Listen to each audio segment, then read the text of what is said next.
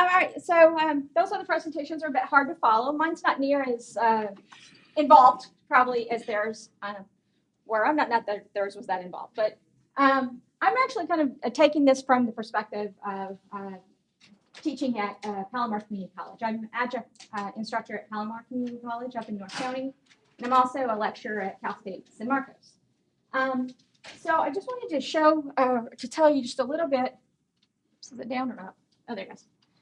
First of all, how I became interested in digital humanities to begin with, and that was as a student. I was, like Mara mentioned, I was a student at Cal State San Marcos in their history program. And part of the appeal of their program for me was that we got the opportunity to learn digital history.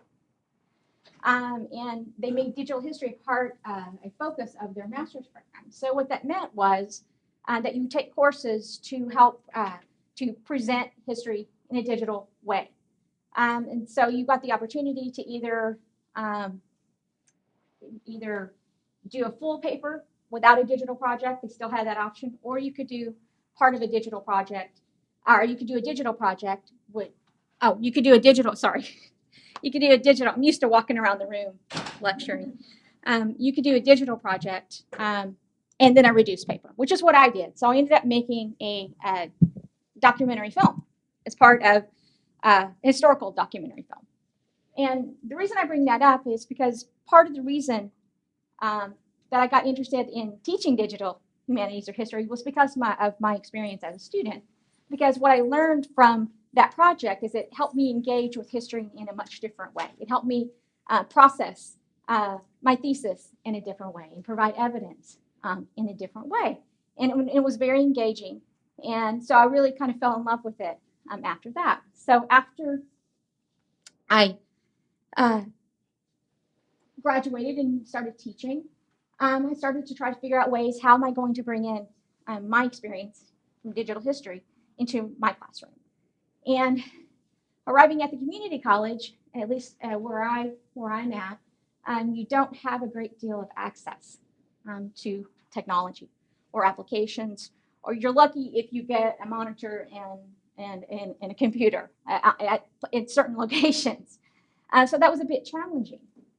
So what I first started doing was I started having digital projects. The students I would just have them bring their devices, their tablets, their computers, their phones, whatever they had access to the classroom, and then I'd provide them an archival type digital website and have them work in groups. And that was kind of my introduction to them for digital history. But I wanted to take it a little bit more, so I heard about the project with, as Mara mentioned, that I was part of last year with the NEH group. And part of that project was that you had to go back into your classroom and have the students engage with digital, whatever it is, digital history or digital or English or whatever it was that you taught. And so that's what I did. My class project. I was supposed to have some presenters with me today, and as life happens, a couple of them got called into work.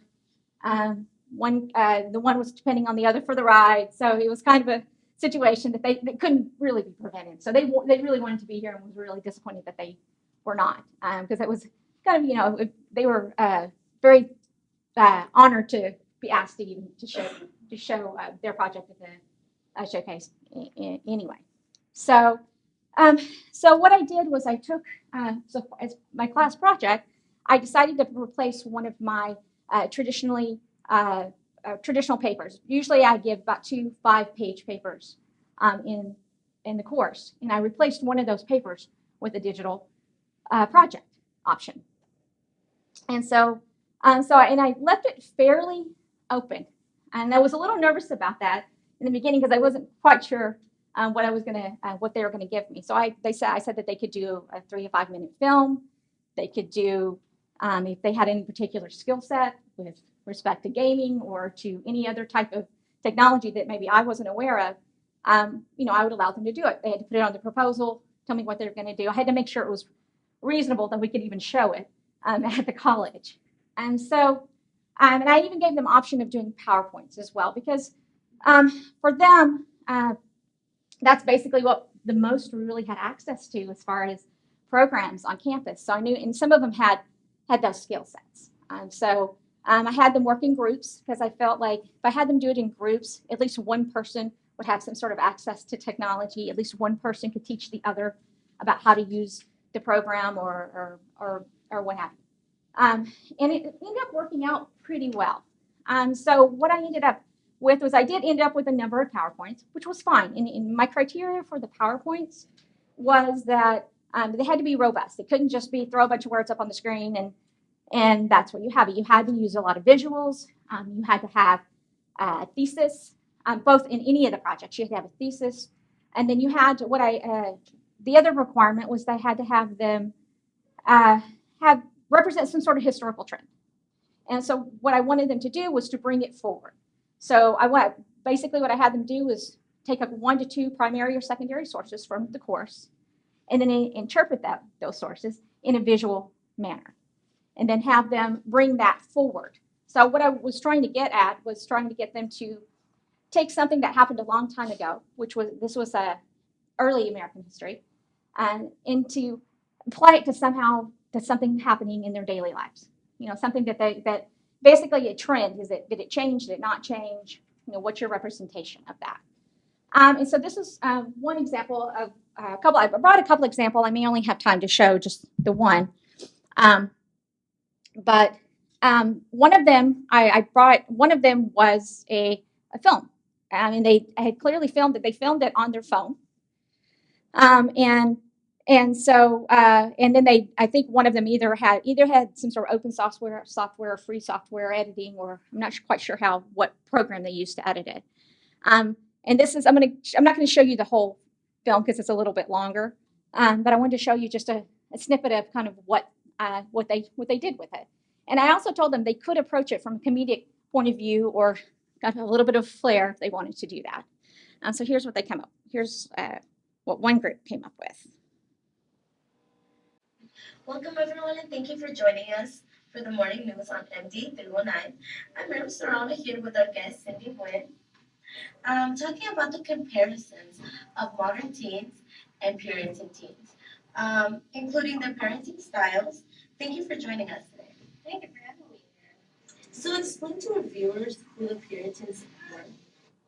Parents raise their children known to obey their parents, not just for them, but for God also. And by doing this, they'll essentially live a better life. If they do not follow these rules, they were damned to go to hell.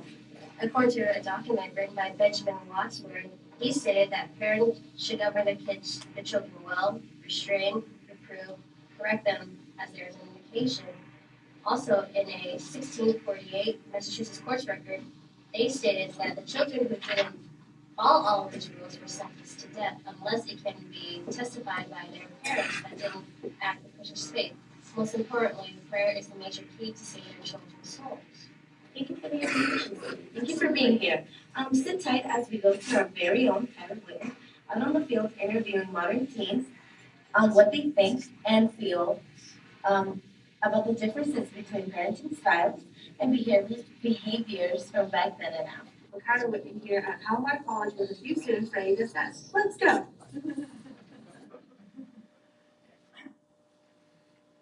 It was right. How to make sick children. Very strict. And like once they get older, it's probably cause like same rebellion type problems like we see today a lot. Respect their parents. This is the story behind that. I'll tell you in a minute. Raising their kids, as long as this also for religious background of the Puritans. They're a lot more strict than how we raise our kids, and they should at least have a little bit more freedom in how they teach their children. I think they were way too strict with their kids. I was raised more freely. Yeah, pretty similar. All those. I was raised kind of half and half. My family wasn't really that religious. However, they did teach me to respect elders. I had some restrictions, but I mean, my parents let me do whatever I wanted. I was raised more freely. I agree with the way I was raised. The way I'm raised is similar to theirs. It's very more free flow. Religious. I don't raise my kids to, if they disobey their parents, they're going to hell. Mind it. Because they, like how my mom raised me, like she had it to where I was restricted to some things and then restricted to like some other stuff, and then I could do like all the other things. I could do whatever I want. I agree with the way that I was raised. Okay. They have some other stuff too. They go on. It's a little bit longer, but so that's kind of their perspective. They were just basically taking what Puritans life was like for someone their age, and how my favorite part was the young man who said, "Yeah, that was pretty much like the Puritan style. That's how I was raised." And I like the fact that they had the police officer in there, and I meant to go down there and thank them for participating in it. Because I asked him, I was like, "How did you get the Palomar police, to do in your video?" And he said he was just standing there, and we just said, "Would you help us with our video?" And so I appreciated that he took the time out of his, schedule to help with my students. So I thought it was really sweet. So I just wanted to show you this briefly, how you can kind of take a very simple application and have it be more robust and have the students engage with history. So what this group, this is a different group, did was they wanted to talk about the Second Great Awakening.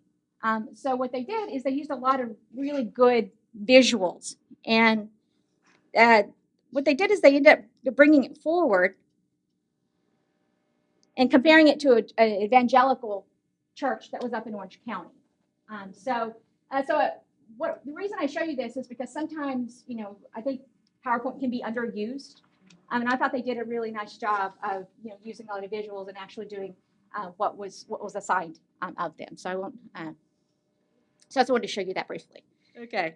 And so finally, I wanted to end with this: is challenges to community colleges.